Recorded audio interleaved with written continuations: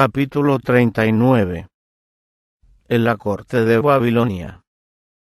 Entre los hijos de Israel, que fueron llevados a Babilonia al principio de los 70 años de cautiverio, se contaban patriotas cristianos, hombres que eran tan fieles a los buenos principios como el acero, que no serían corrompidos por el egoísmo, sino que honrarían a Dios aun cuando lo perdiesen todo. En la tierra de su cautiverio, estos hombres habrían de ejecutar el propósito de Dios dando a las naciones paganas las bendiciones provenientes del conocimiento de Jehová. Habían de ser sus representantes. No debían en caso alguno transigir con los idólatras, sino considerar como alto honor la fe que sostenían y el nombre de adoradores del Dios viviente. Y así lo hicieron. Honraron a Dios en la prosperidad y en la adversidad, y Dios los honró a ellos. El hecho de que esos adoradores de Jehová estuviesen cautivos en Babilonia, y de que los vasos de la casa de Dios se hallaran en el templo de los dioses babilónicos, era mencionado jactanciosamente por los vencedores como evidencia de que su religión y sus costumbres eran superiores a la religión y las costumbres de los hebreos. Sin embargo, mediante las mismas humillaciones que había acarreado la forma en que Israel se había desviado de él, Dios dio a Babilonia evidencia de su supremacía, de la santidad de sus requerimientos y de los seguros resultados que produce la obediencia.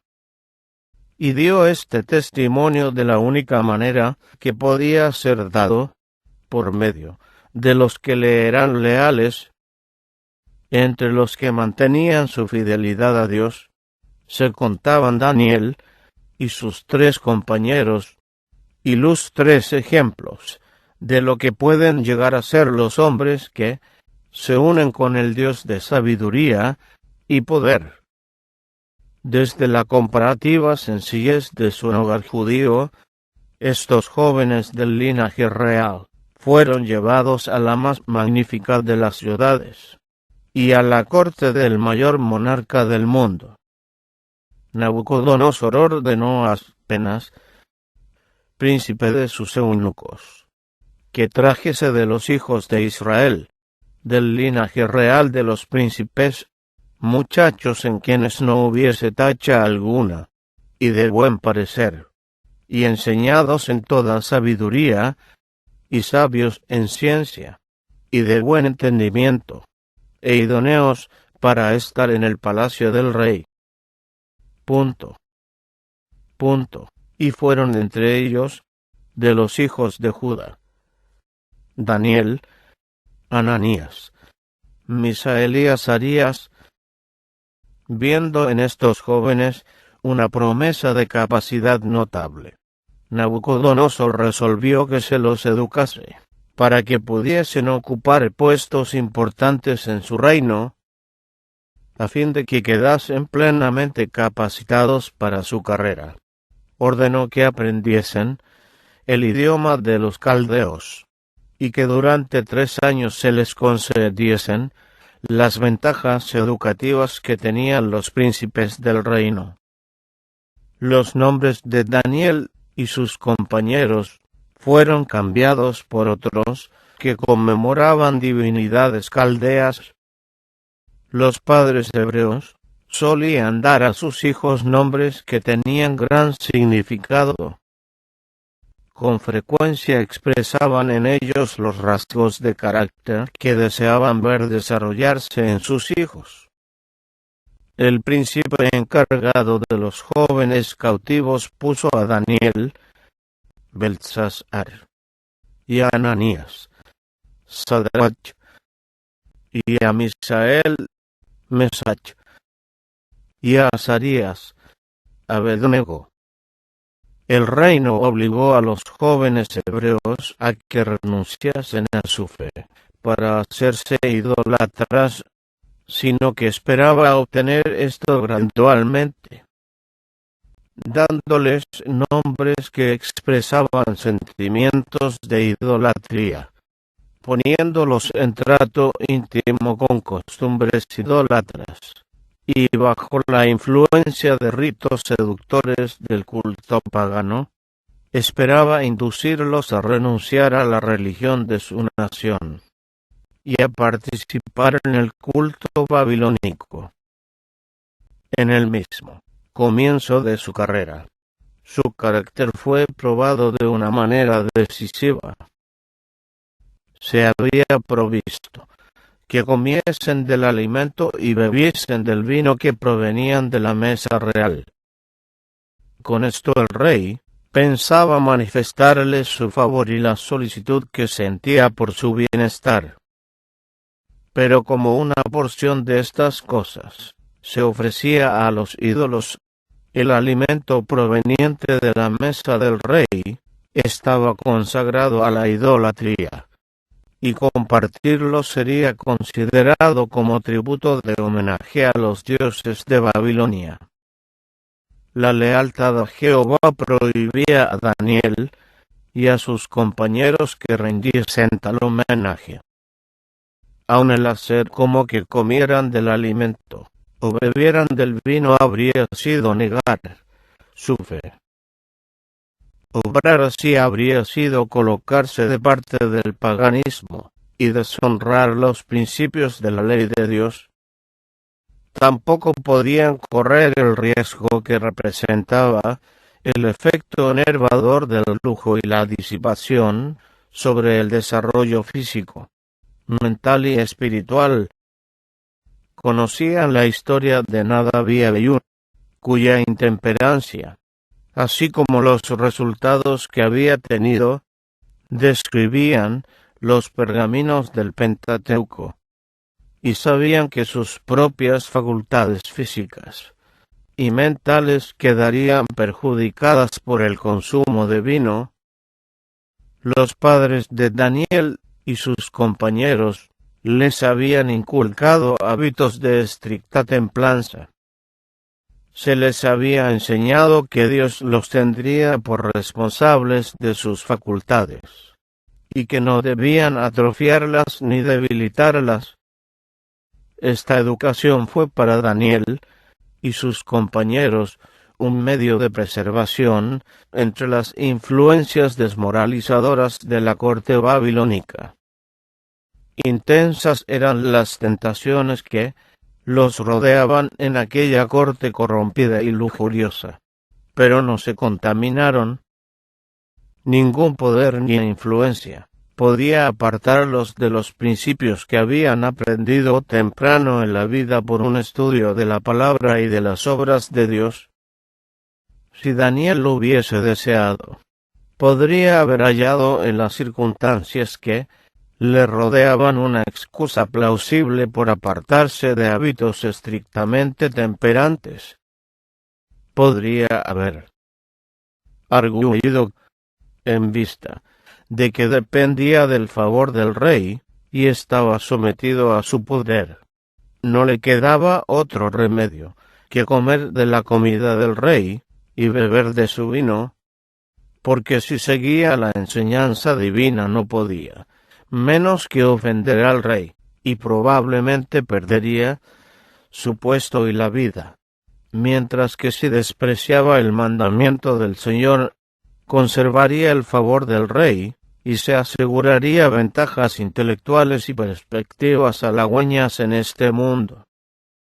Pero Daniel no vaciló. Apreciaba más la aprobación de Dios que el favor del mayor potentado de la tierra, aún más que la vida misma.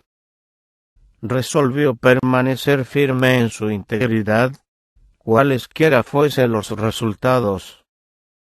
Propuso en su corazón de no contaminarse en la ración de la comida del rey, ni en el vino de su beber. Esta resolución fue apoyada por sus 3 compañeros. Al llegar a esta decisión, los jóvenes hebreos no obraron presuntuosamente, sino confiando firmemente en Dios. No decidieron singularizarse, aunque preferirían eso antes que deshonrar a Dios. Si hubiesen transigido con el mal en este caso al ceder a la presión de las circunstancias, su desvío de los buenos principios habría debilitado su sentido de lo recto y su aborrecimiento por lo malo. El primer paso en la dirección errónea habría conducido a otros pasos tales, hasta que, cortada su relación con el cielo, se vieran arrastrados por la tentación. Puso Dios a Daniel en gracia y en buena voluntad con el príncipe de los eunucos, y la petición de que se le permitiera no contaminarse fue recibida con respeto. Sin embargo, el príncipe vacilaba antes de acceder. Explicó a Daniel: «Tengo temor de mi señor, el rey, que señaló vuestra comida y vuestra bebida, pues luego que él habrá visto vuestros rostros más tristes que los de los muchachos que son semejantes a vosotros, condenaréis para con el rey mi cabeza». Daniel apeló entonces a Melzar, oficial encargado especialmente de la juventud hebrea, y solicitó se les excusase de comer la comida del rey y beber su vino. Pidió que se hiciese una prueba de 10 días, durante los cuales se proveería alimento sencillo a los jóvenes hebreos, mientras que sus compañeros comerían los manjares del rey. Melzar consintió en ello, aunque con temor de que esa concesión pudiera desagradar al rey. Y Daniel supo que había ganado su causa. Al fin de la prueba de 10 días, el resultado era lo opuesto de lo que había temido el príncipe. Pareció el rostro de ellos mejor y más nutrido de carne que los otros muchachos que comían de la ración de la comida del rey. En su apariencia personal, los jóvenes hebreos resultaron notablemente superiores a sus compañeros. Como resultado, se permitió a Daniel y sus amigos que siguiesen su régimen sencillo durante todo el curso de su educación. Los jóvenes hebreos estudiaron 3 años las letras y las lenguas de los caldeos. Durante este tiempo, se mantuvieron fieles a Dios y confiaron constantemente en su poder. A sus hábitos de renunciamiento unían un propósito ferviente, diligencia y constancia. No era el orgullo ni la ambición lo que los había llevado a la corte del rey, junto a los que no conocían ni temían a Dios. Eran cautivos puestos en un país extraño por la sabiduría infinita. Privados de la influencia del hogar y de sus relaciones sagradas, procuraron conducirse en forma que honrase a su pueblo oprimido y glorificase al Dios cuyos siervos eran. El Señor miró con aprobación la firmeza y abnegación de los jóvenes hebreos, así como la pureza de sus motivos, y su bendición los acompañó. A estos 4 muchachos dióles Dios conocimiento e inteligencia en todas las letras y ciencia. Mas Daniel tuvo entendimiento en toda visión y sueños. Se cumplió para ellos la promesa: yo honraré a los que me honran. Mientras Daniel se aferraba a Dios con una confianza inquebrantable, se manifestó en él el espíritu del poder profético. Al mismo tiempo que recibía instrucciones de los hombres acerca de los deberes que debía cumplir en la corte, Dios le enseñaba a leer los misterios de lo porvenir y a registrar para las generaciones futuras, mediante figuras y símbolos, acontecimientos que abarcaban la historia de este mundo hasta el fin del tiempo.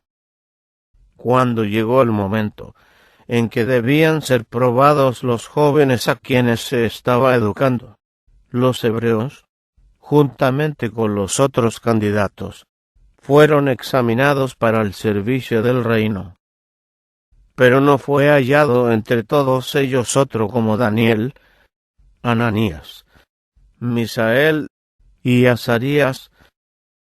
Su aguda comprensión, su vasto conocimiento y su lenguaje selecto y preciso atestiguaban la fuerza indemne y el vigor de sus facultades mentales, y en todo negocio de sabiduría e inteligencia que el rey les demandó, halló los 10 veces mejores que todos los magos y astrólogos que había en todo su reino, y así estuvieron delante del rey.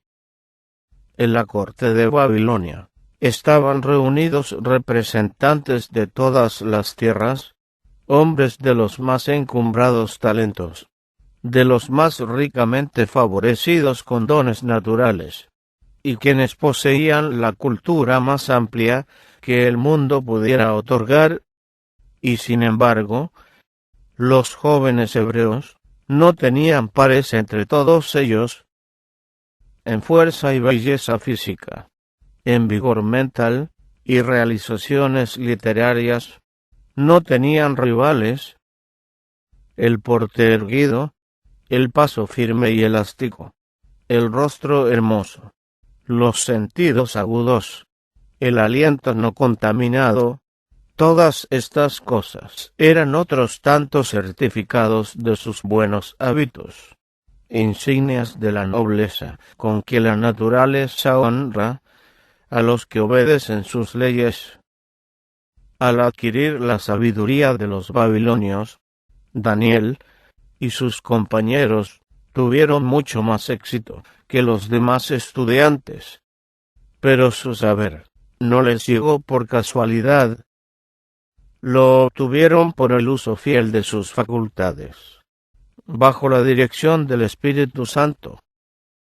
Se relacionaron con la fuente de toda sabiduría e hicieron del conocimiento de Dios el fundamento de su educación. Con fe, oraron por sabiduría y vivieron de acuerdo con sus oraciones. Se colocaron donde Dios podía bendecirlos. Evitaron lo que habría debilitado sus facultades, y aprovecharon toda oportunidad de familiarizarse con todos los ramos del saber. Siguieron las reglas de la vida que no podían menos que darles fuerza intelectual. Procuraron adquirir conocimiento con un propósito, el de poder honrar a Dios. Comprendían que a fin de destacarse como representantes de la religión verdadera en medio de las falsas religiones del paganismo, necesitaban tener un intelecto claro y perfeccionar un carácter cristiano. Y Dios mismo fue su maestro. Orando constantemente, estudiando concienzudamente y manteniéndose en relación con el invisible, anduvieron con Dios como lo hizo Enoc. En cualquier ramo de trabajo, el verdadero éxito no es el resultado de la casualidad ni del destino, es el desarrollo de las providencias de Dios, la recompensa de la fe y de la discreción, de la virtud y de la perseverancia. Las bellas cualidades mentales y un tono moral elevado no son resultado de la casualidad. Dios da las oportunidades. El éxito depende del uso que se haga de ellas. Mientras Dios obraba en Daniel y sus compañeros el querer como el hacer por su buena voluntad, ellos obraban su propia salvación. En esto se revela cómo obra el principio divino de cooperación, sin la cual no puede alcanzarse verdadero éxito.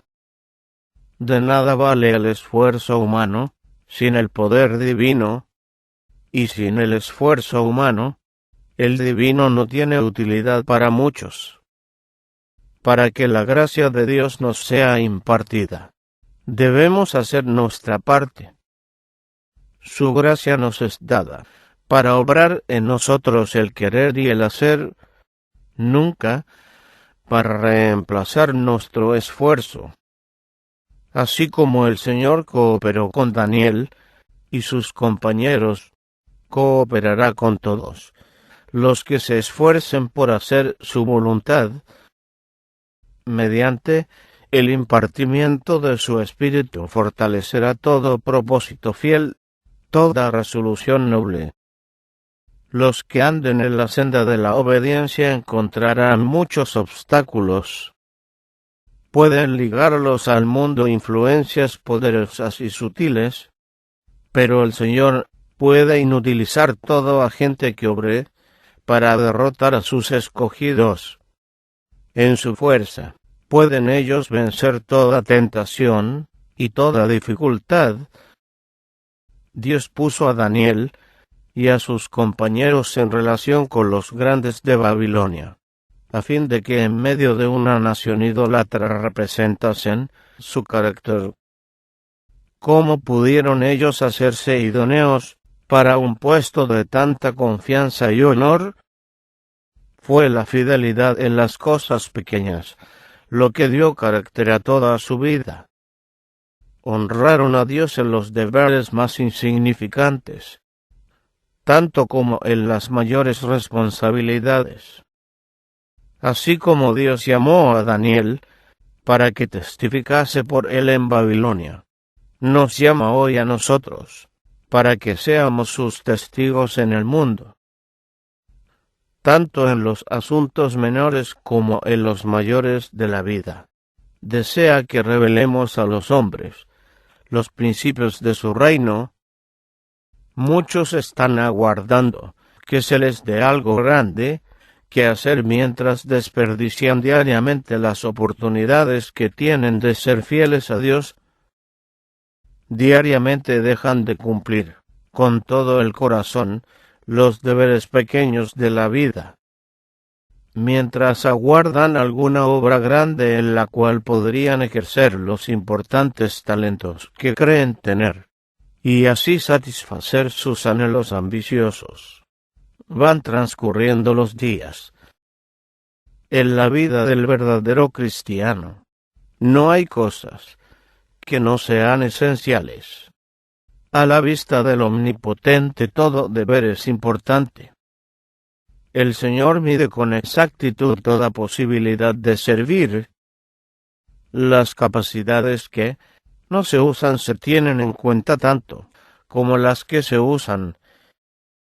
Seremos juzgados por lo que debiéramos haber hecho y no hicimos, porque no usamos nuestras facultades para glorificar a Dios. Un carácter noble no es el resultado de la casualidad, no se debe a favores o dones especiales de la providencia. Es resultado de la disciplina propia, de la sujeción de la naturaleza inferior a la superior, de la entrega del yo al servicio de Dios y de los hombres, por la fidelidad que los jóvenes hebreos manifestaron hacia los principios de temperancia. Dios habla a los jóvenes de hoy.